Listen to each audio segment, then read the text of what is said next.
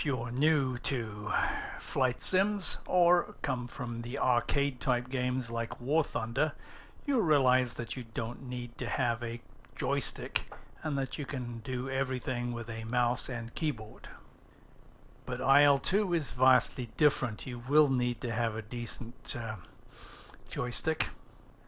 And although you may be used to using a mouse or the top hat on a joystick to view around the cockpit and outside, this is really not a viable option in IL-2. But having said that, I did fly for 1,000 hours in IL-2 just using the mouse to look around. But when I transitioned to TrackIR, that's a head tracking system, it really made a huge difference to the game, and that's what this video is about. What it really comes down to is thumb and finger management.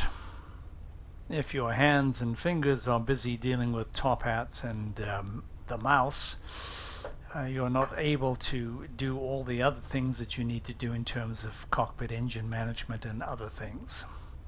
This allows you to repurpose your top hat for something really useful. I put all the aircraft trim controls on there, which is where you'd have it on a real aircraft.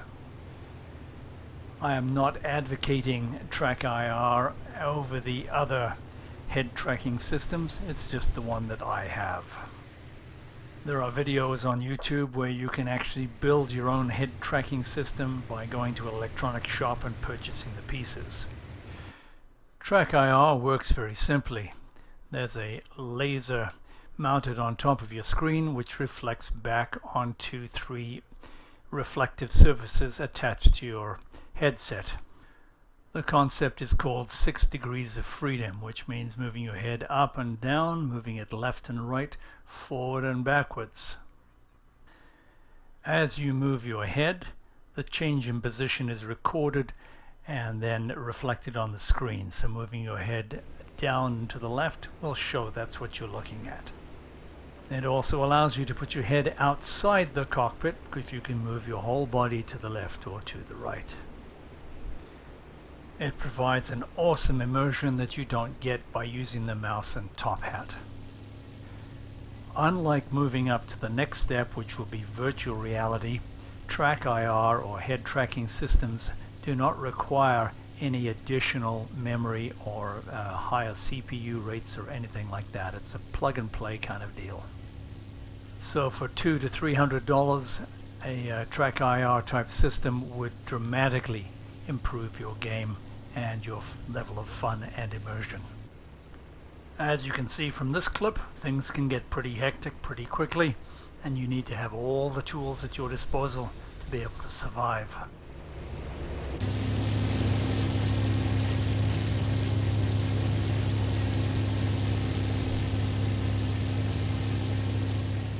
For IL-2, setting up TrackIR is very simple. Just download the software, click on it,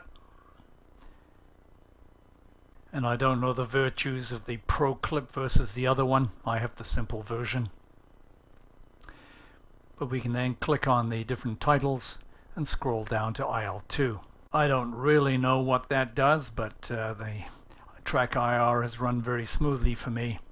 And don't forget that F12 is the button you need to press to center the screen for you. So if you're sitting a little offset when you're starting the game, press F12, it'll center it for you.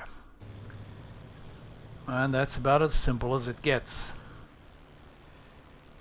In the next video we'll look at transitioning from TrackIR head tracking to VR. It's a very different animal and very expansive. But let's take a look at it and you decide what you should do.